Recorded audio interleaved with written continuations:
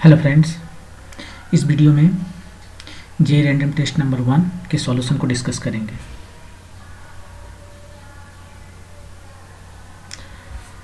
पहला क्वेश्चन है कि the force acting on a block of mass m equal to 2 kg is shown in the figure. ये figure दिया हुआ है, y एक्सिस में फोर्स है, x एक्सिस में टाइम है। The block is stationary at the beginning, so block का speed beginning में t इक्वल टू 0 पर 0 है। The work done by the force applying agent during t equal to 0 to t equal to 4 second. ये work done कितना है वो पूछ रहा है 4 सेकेंड में, और मास इसका दिया हुआ है 2 kg। ये वर्क डन पूछ रहा है। वर्क डन कितना होता है? वर्क डन होता है फोर्स टाइम डिस्प्लेसमेंट। इसको इंटीग्रेट कर देंगे। यदि फोर्स कांस्टेंट है तो हम सिंपली लिखते हैं फोर्स टाइम डिस्प्लेसमेंट, और एंगल यदि सेम नहीं है फोर्स और डिस्प्लेसमेंट का तो यहाँ कॉस थीटा लिखते हैं। लेकिन फोर्स यदि वेरिएबल है, कांस्टेंट नहीं है, तो इसको इंटीग्रेट करना पड़ता है। यहाँ पर वर्क निकालना है, और फोर्स जो है सो टाइम के रेस्पेक्ट में दिया हुआ है, एस के रेस्पेक्ट में नहीं दिया हुआ है। तो यहाँ पर वर्क डन कैसे निकालें? सबसे पहले यहाँ पर हम ये देखते हैं कि ये जो प्लॉट है वो फोर्स वर्सेस टाइम है। ये दोनों को मल्टीप्लाई करते हैं तो हमें एरिया मिल जाएगा, और ये एरिया क्या देगा? फोर्स टाइम टाइम क्या होता है? ये इम्पल्स होता है। ये इम्पल्स है, ये इम्पल्स है, और ये इम्पल्स जो होता है वो चेंज इन मोमेंटम होता है, मतलब मास टाइम वेलोसिटी। और चेंज है तो मास टाइम वेलोसिटी सेकेंड टाइम और फर्स्ट टाइम। फर्स्ट टाइम इसका वेलोसिटी 0 है बिगनिंग में, तो हमें इससे पता चल जाएगा मास टाइम वेलोसिटी। ये बाद का जो मोमेंटम है वो पता चल गया। तो यहाँ से मोमेंटम यदि हमें पता चल जाएगा तो हमें काइनेटिक एनर्जी भी पता चल जाएगा। काइनेटिक एनर्जी सेकेंड टाइम क्या हो जाएगा? P2²/2m। ये काइनेटिक एनर्जी और मोमेंटम के बीच में रिलेशन है। काइनेटिक एनर्जी होता है हाफ एम वी स्क्वायर, ऊपर नीचे m से यदि हम मल्टीप्लाई कर दें तो ऊपर में हो गया m भी होल स्क्वायर, जो कि मोमेंटम का स्क्वायर बाय 2m। यही फार्मूला, ये फार्मूला सीधे आपको याद रखना चाहिए, वो यूज करेंगे। तो फाइनली इसका काइनेटिक एनर्जी कितना होगा? Momentum square by 2m। ये हमें निकालना है। और ये मोमेंटम कहाँ से निकलेगा? इसका एरिया से। ये एरिया जो है सो इम्पल्स है, और वो कितना होता है? चेंज इन मोमेंटम, जो कि यहाँ पर सिंपली फाइनल मोमेंटम है, क्योंकि इनिशियल मोमेंटम तो 0 है, इनिशियल वेलोसिटी 0 होने की वजह से। तो हम पहले यहाँ से निकाल लेते हैं change in momentum, J equal to change in momentum, जो कि है P2 केवल, क्योंकि P0, और ये है एरिया हमारा। और यहाँ से एरिया हम निकालते हैं 40 टाइम्स 4 टाइम्स हाफ। ये ट्रायंगल है, ट्रायंगल का एरिया हो गया 80 जूल। 80 जूल नहीं हुआ, इसका यूनिट जो भी है वो आएगा न्यूटन सेकेंड। ये जे हो गया, ये हमें हमारा P2 का वैल्यू पता हो गया है हमें। यहाँ पर सिंपली सब्स्टिट्यूट करते हैं, K2 का वैल्यू मिल जाएगा इस इक्वेशन में। P2² P2 कितना है? 80 80²/2m। m इसका 2 kg दिया है मास, 2 kg मास है।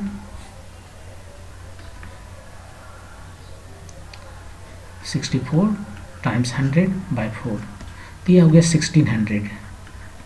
इतना जो है सो इसका जूल हो गया kinetic energy, final kinetic energy.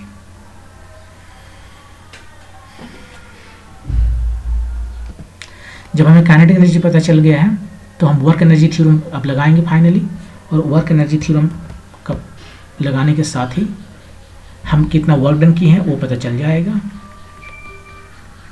Work energy theorem, ये वर्क एनर्जी थ्योरम क्या कहता है? बहुत ही पावरफुल थ्योरम है। ये कहता है कि work done by all forces, work done by all forces, so sum of all work, वो होता है change in kinetic energy. So kinetic energy final minus kinetic energy initial 1, वो तो 0 था, ये तो 0 है यहाँ पर। और काइनेटिक एनर्जी फाइनली हमें निकाल चुके हैं 1600 जूल। यही है work done by all forces. यहाँ पर आई लगाए हैं कि सबका ऐड कर देंगे, जितने भी फोर्सेस हैं, कंजर्वेटिव, नॉन कंजर्वेटिव, 10 फोर्सेस हैं, 20 फोर्सेस, सबका सम हो जाएगा। कंजर्वेटिव फोर्सेस लाइक ग्रेविटेशन जो है, जो काइनेटिक और पोटेंशियल एनर्जी में इंटरचेंज हो जाता है, और नॉन कंजर्वेटिव जो काइनेटिक और पोटेंशियल में इंटरचेंज नहीं होता है बल्कि किसी दूसरे फॉर्म में चला जाता है, लाइक हीट, साउंड, ये सारे जो लाइक फ्रिक्शनल फोर्सेस जो है, उस सब को यहाँ पर इंक्लूड कर सकते हैं।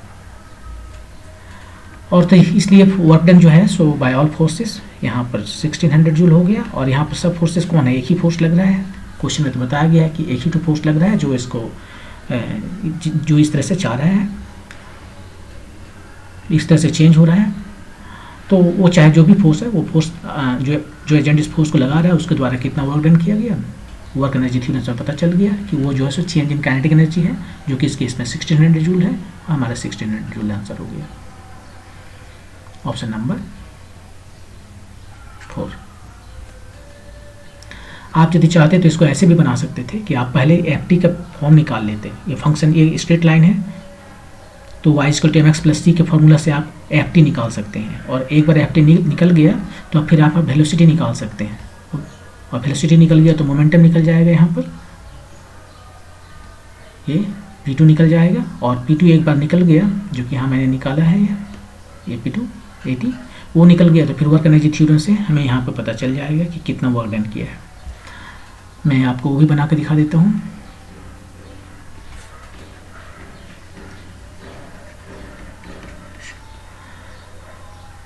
देखिए सबसे पहले जो है क्या करते हैं, ये इक्वेशन जो है y equal to m x plus c, ये स्ट्रेट लाइन है, y में f है और m क्या है, इसका स्लोप है।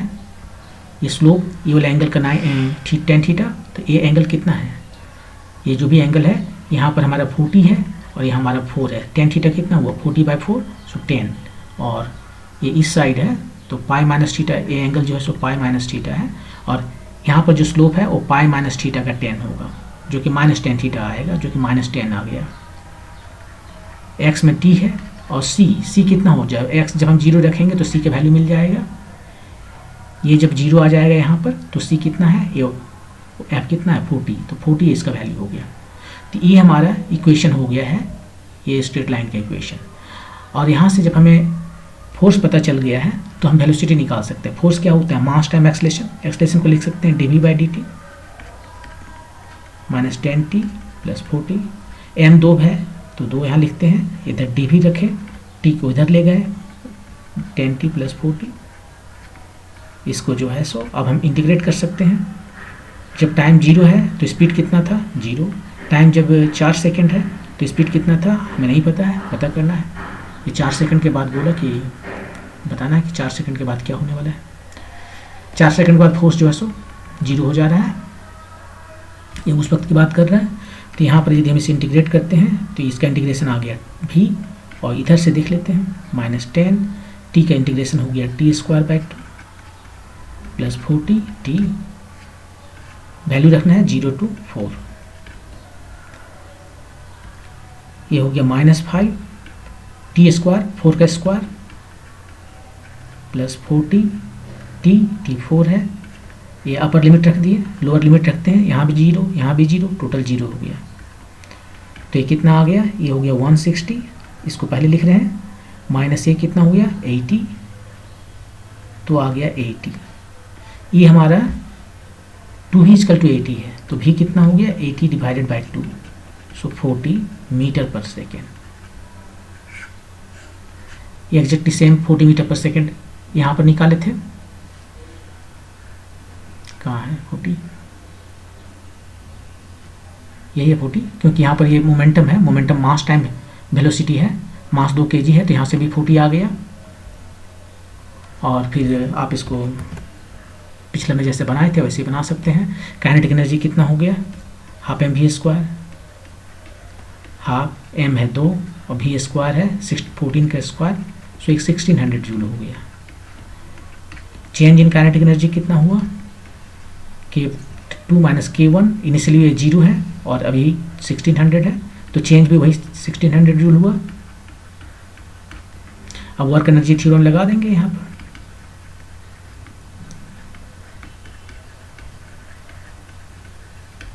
ये वर्क डन जो भी है सो होता है चेंज इन काइनेटिक एनर्जी, जो कि 1600 जूल है, और आपका आंसर है।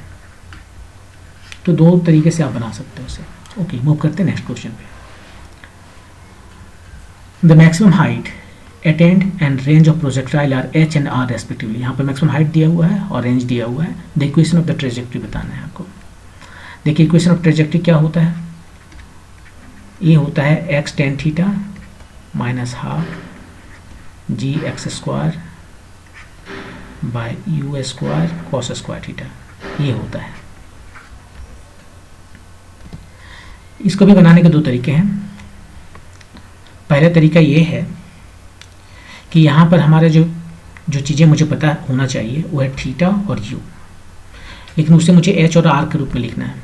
तो हम ऐसा कर सकते हैं, टेन थीटा और यू को हम एच और आर के रूप में लिख के इसमें सब्स्टिट्यूट कर दें तो हमारा काम हो जाएगा। और नहीं तो दूसरा तरीका ये है कि यहाँ से देखिए सब जगह सेम है, actually x r minus x square हर जगह सेम है, और इससे मल्टीप्लाई किया हुआ है एच बाय आर स्क्वायर, और कुछ जगह आर बाय एच स्क्वायर से मल्टीप्लाई किया हुआ है। तो इसका जो वैल्यू आएगा वो हम कैलकुलेट करके देख सकते हैं कि कौन इसमें तब्दील हो रहा है, कौन इस चार में से कौन इसमें से कन्वर्ट हो रहा है। तो पहले हम ऐसे करते हैं, यहीं पर टेन थीटा और you square cos square theta का वैल्यू रखेंगे, अपने आप हमारा इक्वेशन आ जाएगा। उस मेथड से बनाते हैं। तो सबसे पहले एच होता कितना है, एच होता है, ये हमारे पास प्रोजेक्टाइल है, ये हमारा यू है, ये हमारा थीटा है, ये हमारा एच है मैक्सिमम हाइट, और ये हमारा रेंज है। मैक्सिमम हाइट होता है you square sine square theta by 2g, और रेंज होता है you square sine 2 theta by g। ये दो फार्मूला आपको याद रखना है। अब ये दोनों फार्मूला से टेन थीटा निकालिए और you square cos square theta निकालिए।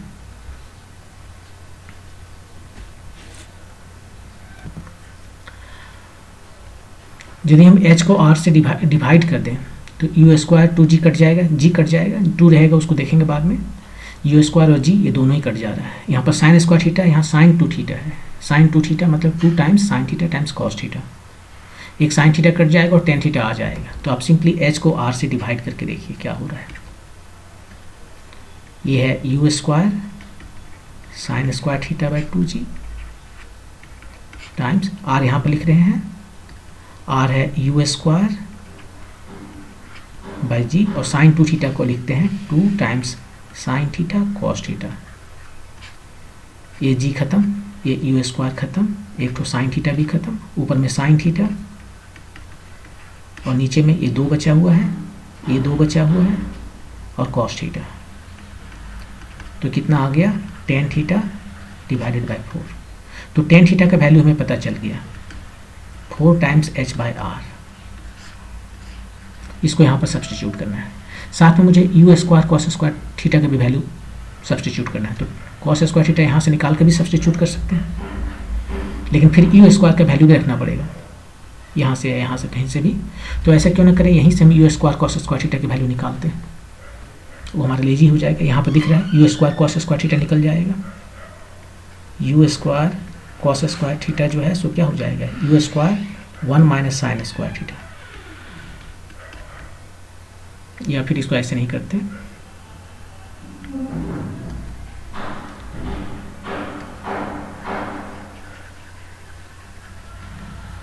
इसको ऐसे करते हैं कि यू स्क्वायर यहीं से लेके चलते हैं पहले।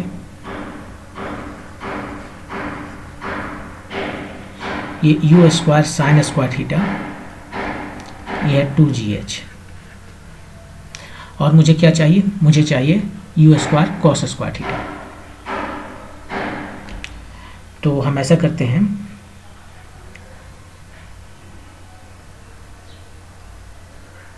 ये यहाँ पर हम जो है सो कॉस स्क्वायर थीटा ऊपर और नीचे से मल्टीप्लाई कर देते हैं।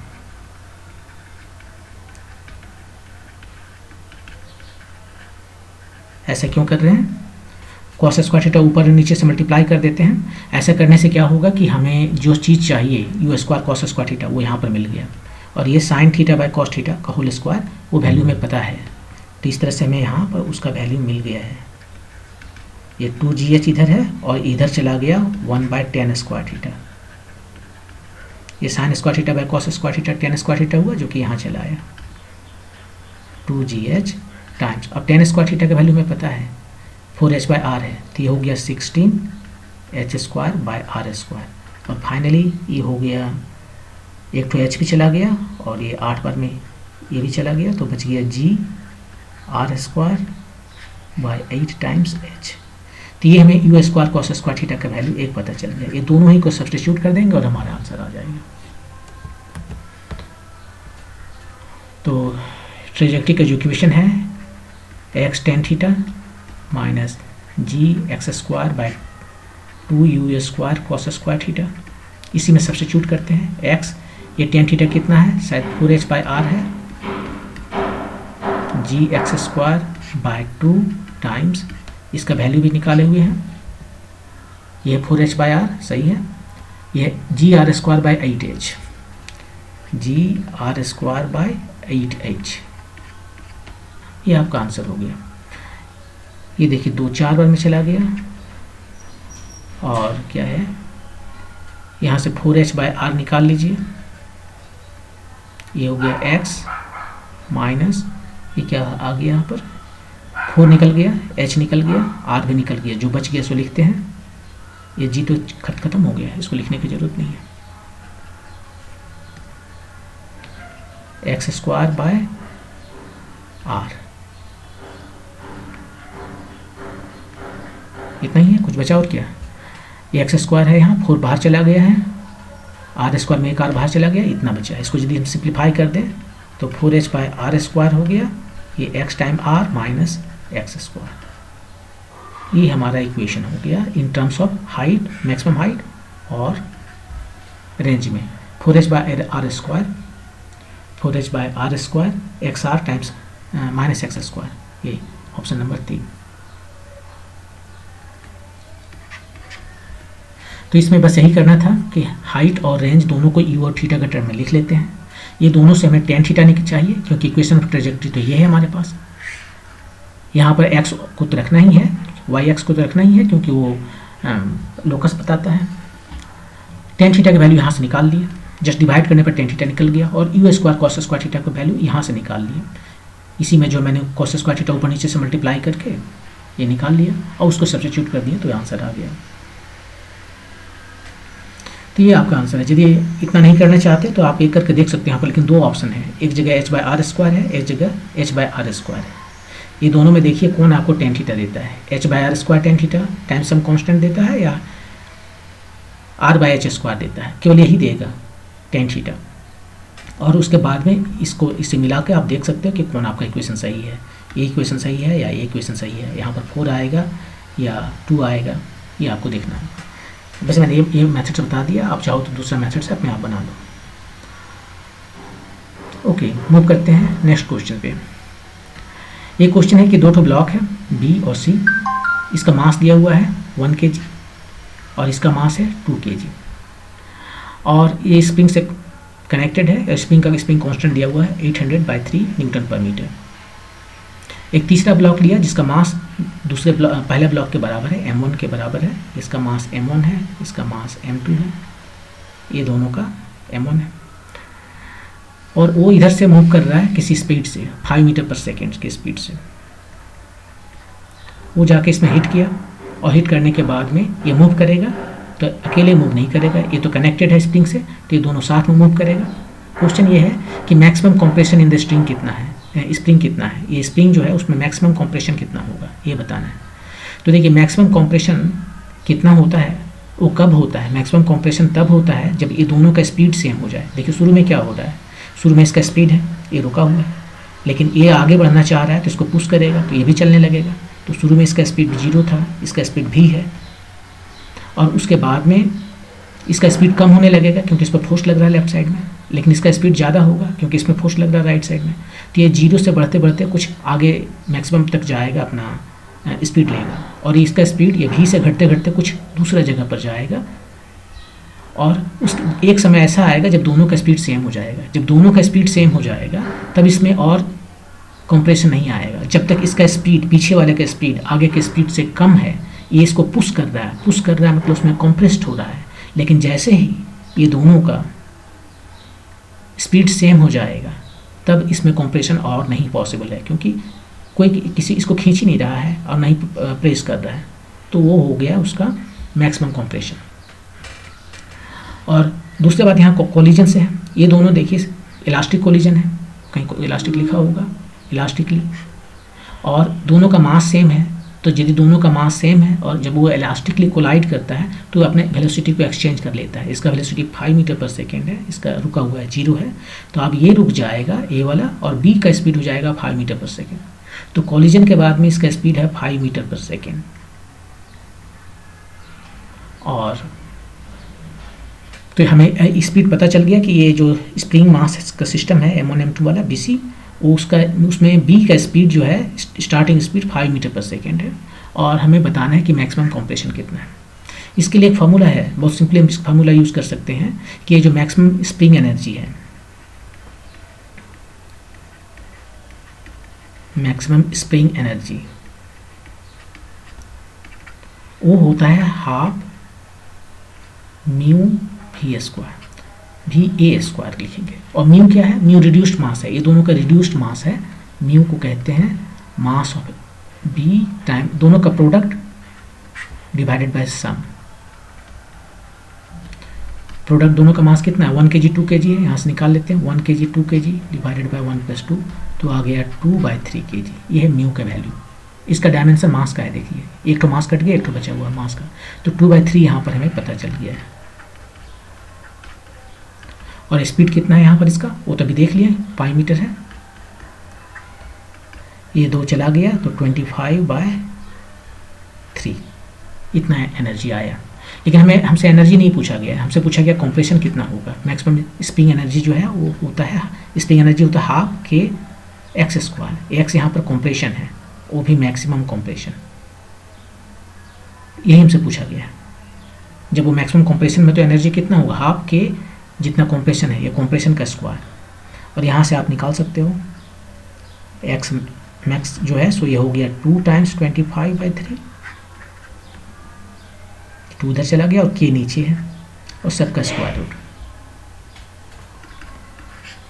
ये हो गया 50, नीचे में 3 है और के का वैल्यू है 500/3।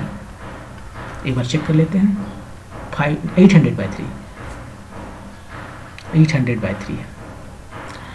तो ये कितना बार में हो गया, ये 16, ये 3 चला गया, 1/4 इतना मीटर, 100 से मल्टीप्लाई करेंगे 25 सेंटीमीटर, ये आपका आंसर है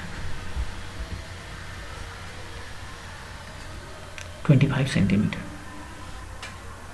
तो इस तरह के सवाल जो है स्प्रिंग जो कनेक्टेड होते हैं उसमें आपको ये फार्मूला याद रखना चाहिए कि मैक्सिमम जो काइनेटिक एनर्जी, मैक्सिमम जो स्प्रिंग एनर्जी है वो होता है हाफ mv स्क्वायर नहीं म्यू। ये दोनों के लिए ये दोनों के बदले जो है इक्विवेलेंट मास आप कर सकते हो, वो है म्यू, जो कि उसका प्रोडक्ट बाय सम के बराबर होता है। इसको रिड्यूस्ड मास कहते हैं। ये फार्मूला कहाँ से आया, आप इसको निकाल सकते हो। फार्मूला कहाँ से आया, इस तरह के सवाल में 2 चीज़ों का इंपॉर्टेंस होता है, एक है कंजर्वेशन लॉ ऑफ मोमेंटम, इस केस में केवल लीनियर मोमेंटम, और दूसरा energy, conservation law of energy. तो यहाँ पर हम देखते हैं कि इसका हमारे पास जो सिचुएशन है वो ये है कि ये हमारा स्प्रिंग है, इसका स्पीड है v और इसका ए रुका हुआ है, ठीक है। इसका मास है m1, इसका मास है m2। ये शुरू का सिचुएशन है। और बाद का सिचुएशन जो है उसमें क्या है कि काफ़ी कंप्रेस्ड हो गया मैक्सिमम, इसका स्पीड और इसका स्पीड v प्राइम है, इसका स्पीड v प्राइम है, दोनों का सेम स्पीड है m1 m2। और ये मैक्सिमम कंप्रेशन वाला है, एकदम जितना ज़्यादा कंप्रेस हो सकता है वो मैक्सिमम कंप्रेशन का जो सिचुएशन है।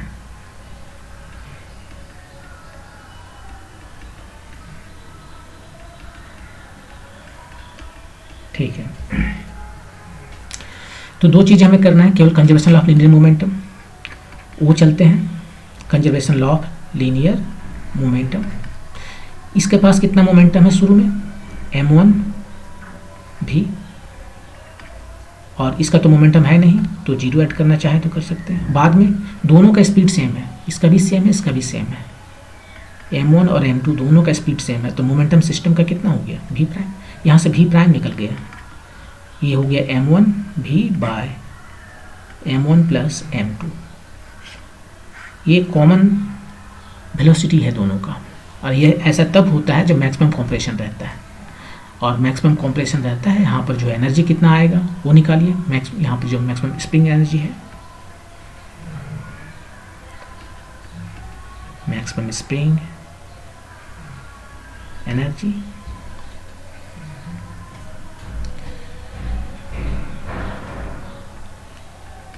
यहाँ पर एनर्जी वही होगा जो एनर्जी यहाँ पर है, क्योंकि फिर कंजर्वेशन लॉ ऑफ एनर्जी लगा रहे हैं। इस केस में जो एनर्जी है वो वही होगा जो शुरू के केस में एनर्जी है, जितना शुरू में एनर्जी था वो वही है। और शुरू में कितना एनर्जी था, हाफ m1 v स्क्वायर।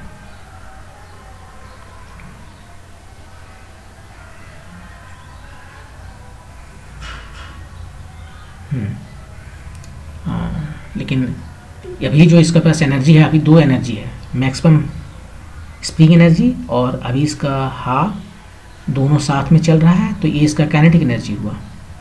ये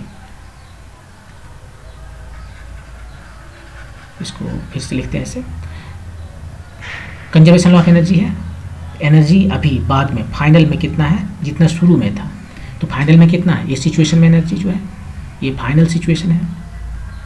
यहाँ पे एनर्जी कितना है, इसका एक स्प्रिंग एनर्जी है और दूसरा काइनेटिक एनर्जी है, दोनों का स्पीड सेम है, तो हम साथ में लिख लेते हैं half times m1 plus m2 v square. और ये एनर्जी है सो शुरू में जो एनर्जी था उसके बराबर। तो ये हमें निकालना है, इसको कुछ नाम दे दें, u कितना हो जाएगा, इसको उस साइड ले चलते हैं। और शुरू में कितना एनर्जी था, केवल ए मूव कर रहा था, तो हाफ m v स्क्वायर था, केवल हाफ, उसका मास m1 है v स्क्वायर, माइनस ये वाला उधर ले चलते हैं, ये वाला उधर ले चलते हैं, half m1 plus m2 v prime square. ये v प्राइम है ना,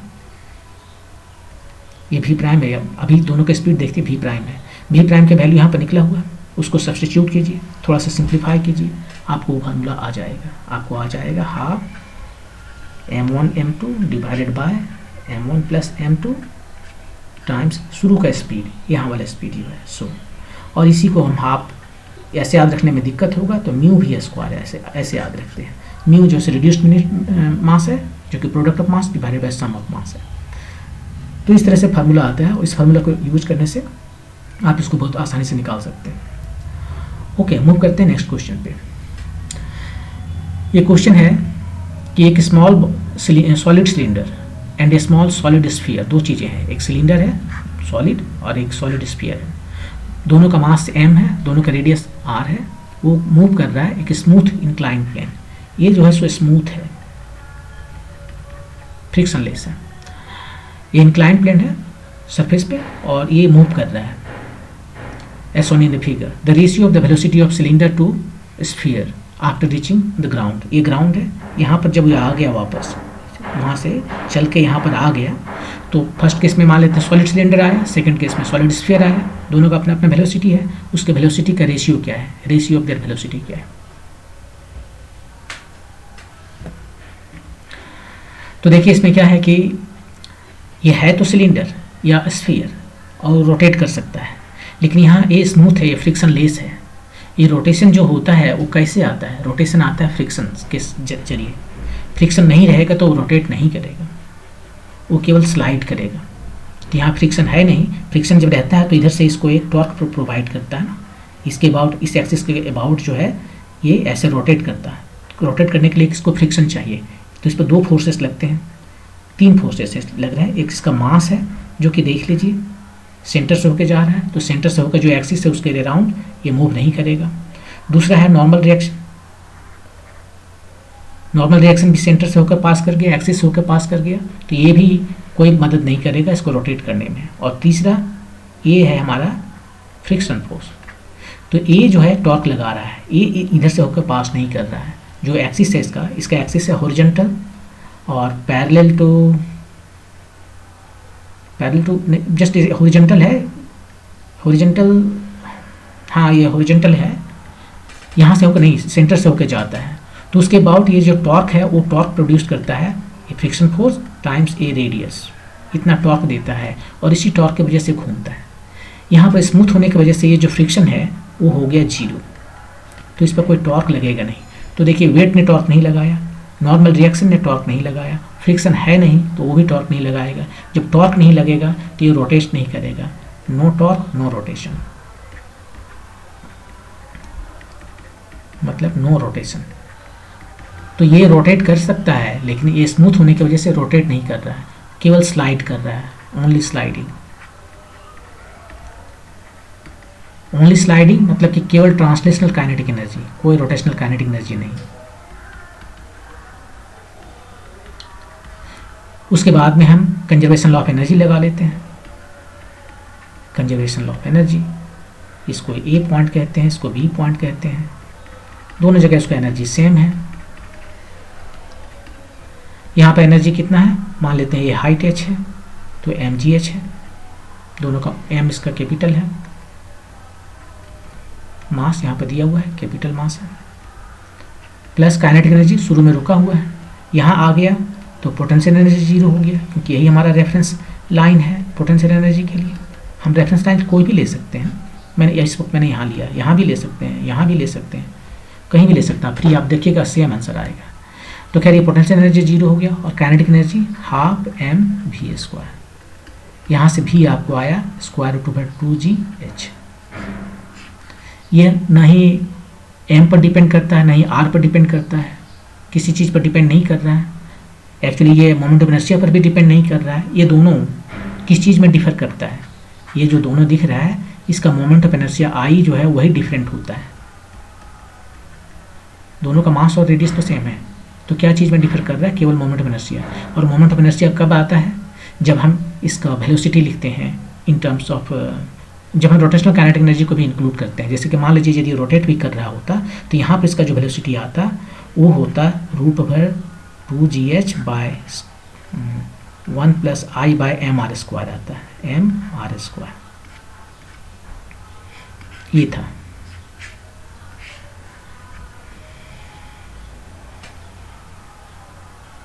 ये होता है।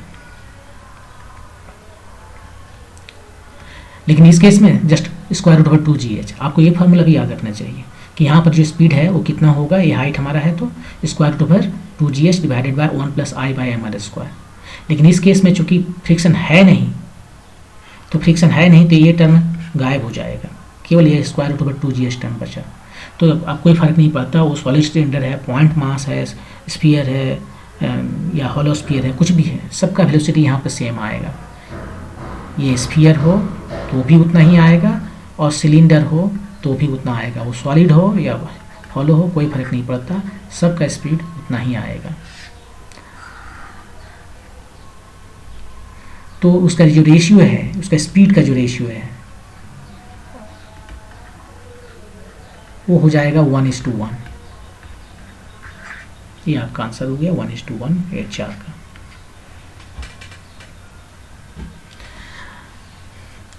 तो इसमें यही ध्यान देने वाली बात है कि क्या क्वेश्चन में कहीं फ्रिक्शन लेस तो नहीं कर दिया, रोटेशन को तो खा नहीं गया। कभी कभी क्वेश्चन में क्या करता है कि यहाँ से इसको उल्टा, यहाँ ऊपर से नीचे आ रहा है, नीचे से ऊपर चढ़ा देगा, ये रोटेट करते हुए चल रहा है और यहाँ पर फ्रिक्शन गायब कर देगा। जब फ्रिक्शन गायब कर देगा तो उसका रोटेशन को कोई रोकने वाला नहीं है, वो रोटेशन नहीं रुकेगा। यहाँ पर जहाँ मैक्सिमम हाइट पर पहुँचना है वहाँ पहुँच के भी वो स्लिप करते रहेगा, बिल्कुल वैसे जैसे गाड़ी का चक्का जब कीचड़ में फंस जाता है वो आगे नहीं मूव करता है लेकिन वो रोटेट करते रहता है, तो वहाँ पर भी रोटेट करते रहेगा। तो यहाँ पर इसका फाइनल एनर्जी केवल mgh नहीं होगा plus half I omega square भी होगा, क्योंकि ओमेगा उसका चेंज नहीं होगा, जो ओमेगा यहाँ पर है वो है यहाँ पर। तो ये हाइट किसकी वजह से चढ़ा है, जो ट्रांसलेशनल जो काइनेटिक एनर्जी है भी जो था उसका आगे मूव करने वाला भी वो जीरो हो गया, अब आगे मूव नहीं कर पा रहा है, तो उसका लॉस की वजह से ये यहाँ इतना गेन किया काइनेटिक एनर्जी, पोटेंशियल एनर्जी। किसके लॉस की वजह से, ट्रांसलेशनल काइनेटिक एनर्जी के लॉस की वजह से, क्योंकि ये यहाँ पर अभी रोटेट कर रहा है उसी ओमेगा से जिस ओमेगा से यहाँ रोटेट कर रहा है। यदि ऊपर चढ़ता है तो दूसरा क्वेश्चन, इस तरह का क्वेश्चन कभी IIT में पूछा है। ओके, मूव करते हैं नेक्स्ट क्वेश्चन पे। ये रॉड ऑफ मास 1 kg, ये है आपका रॉड, इसका मास है 1 kg, ये पानी में इमर्स किया हुआ है और 80% इसका जो है सो पानी के अंदर में है और लोअर एंड जो है सो जमीन को टच कर रहा है। स्पेसिफिक ग्रेविटी दे दिया है रॉड के मटेरियल का, इसका स्पेसिफिक ग्रेविटी जो है वो है 1.6। ये स्पेसिफिक ग्रेविटी क्या होता है, स्पेसिफिक ग्रेविटी होता है कि उसका डेंसिटी पानी से कितना ज़्यादा है।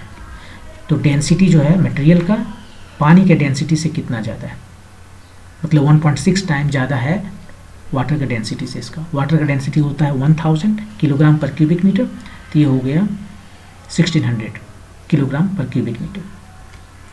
जी के वैल्यू 10 लेने के लिए बोला है और कुछ नहीं दिया, पूछा क्या है, normal reaction from the bottom of the beaker to the rod.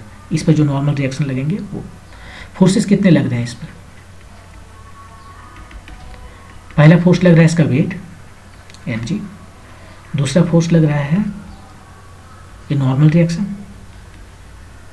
एक इसका वेट हो गया, ये नॉर्मल रिएक्शन 2 हो गया, और तीसरा फोर्स ये पानी में है, कोई लिक्विड में है तो बायोंसी फोर्स B, ये बायोंसी फोर्स जो है सोलर है। ये तीनों फोर्स को छोड़कर और कोई फोर्स है? ये तीनों फोर्स के अंडर में ये इक्विलिब्रियम में है। आप बोलोगे कि यहाँ पर तो प्रेशर है, एटमॉस्फेयर प्रेशर, जिसका वैल्यू होता है कितना, समथिंग लाइक मोटा मोटी 10⁵ न्यूटन पर मीटर स्क्वायर, इतना पास्कल, न्यूटन पर मीटर स्क्वायर ही पास्कल है। इतना फोर्स लग रहा है तो इसका कुछ एरिया होगा, तो उस एरिया की वजह से और फोर्स लग रहा है यहाँ पर, तो उसको हम इंक्लूड नहीं कर रहे हैं। क्यों? उसको हम इसलिए इसको इंक्लूड नहीं कर रहे हैं क्योंकि वो फोर्स ये बायोंसी फोर्स में आ गया है। ये बायोंसी फोर्स है क्या? बायोंसी फोर्स जो है सो देखिए, प्रेशर यहाँ पर है, एटमॉस्फेयर प्रेशर, उसकी वजह से इस पर फोर्स नीचे लग रहा है, यहाँ पर भी प्रेशर है, और उस प्रेशर की वजह से इस पर फोर्स ऊपर लग रहा है।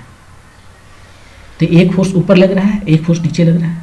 क्योंकि यहाँ पर प्रेशर ज़्यादा है, यहाँ पर जो प्रेशर है उस एटमॉस्फेरिक प्रेशर प्लस पानी का जो लेवल है, इतना हाइट है कॉलम, उसके वजह से जो प्रेशर है वो दोनों का सम है।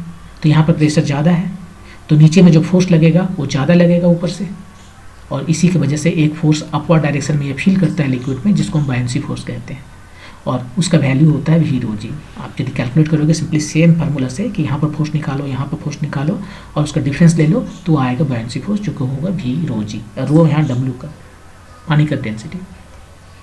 तो हमें प्रेशर अब नहीं लेना है, ठीक है। अब ये तीनों के अंडर में ये जो है इक्विलिब्रियम में है, कुछ फोर्स नीचे लग रहा है, कुछ ऊपर लग रहा है, उसको बैलेंस कर देते हैं। नीचे लग रहा है mg, ऊपर लग रहा है n, और लग रहा है बायोंसी फोर्स। n हमसे पूछा गया है तो यहाँ से हमें mg माइनस b निकल गया, यही है, इसका वैल्यू सबका रख देते हैं, निकल जाएगा। m का वैल्यू तो नहीं दिया है, अच्छा दिया है 1 kg दिया है, g के वैल्यू भी 10 लेने के लिए बोला है। अब b का वैल्यू कितना होता है? b का वैल्यू होता है v रो g, रो w लिक्विड की डेंसिटी। यहाँ पर v कितना है वो हमें निकालना पड़ेगा इसका डेंसिटी से। मान लेते हैं कि यहाँ पर v जो है सो हमारा वॉल्यूम है, इसका मान लेते हैं। तो पानी के अंदर में कितना है? पानी के अंदर में f टाइम v है 80%, जो पानी में डूबा हुआ है यहाँ पर वो वॉल्यूम है। इनसाइड वाटर, इसको कैसे लिखूँ? इनसाइड वाटर, वॉल्यूम जो इनसाइड वाटर है, जितना वाटर को डिस्प्लेस कर रहा है इतना ही वाटर को डिस्प्लेस कर रहा है, और वो हो गया f टाइम्स v रो w रो जी। और ये भी हम यहाँ पर चाहें तो लिख सकते हैं मास कितना होता है, ये पूरे रॉड का मास, डेंसिटी कितना होता है, डेंसिटी होता है मास टाइम्स उसका वॉल्यूम। तो यहाँ से वॉल्यूम हमें निकल जाएगा mass time mass divided by rho, mg f, ये हो गया मास डिवाइडेड बाय रो। ये रो जो है सो किसका रो है? इस मटेरियल का रो है, और ये रो w यहाँ हुआ।